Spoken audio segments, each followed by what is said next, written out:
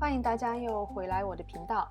今天用2分钟教会大家做非常细腻、奶香味十足的芒果布丁。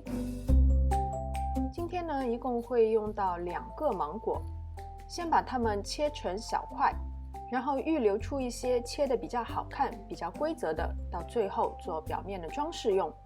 剩余的450克芒果果肉加150克的淡奶油，用破壁机或是搅拌机把它们混合搅匀，将300克的牛奶和45克的细砂糖混合倒入锅中，用中小火一边不停地搅拌，一边加热牛奶，直到牛奶变得温热，并且砂糖全部融化。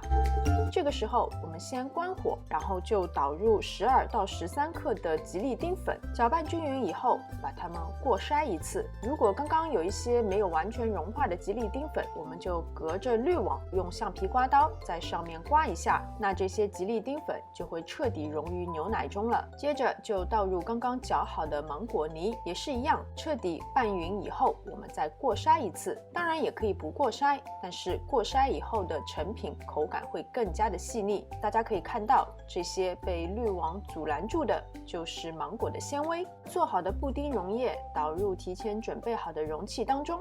我这个小布丁杯每一个大概是150毫升左右。如果表面有比较明显的气泡的话，只要用牙签或者是小针把它们刺破就可以了，然后就放进冰箱冷藏至少4个小时。这个就是冷藏好的芒果布丁，已经彻底的凝固了。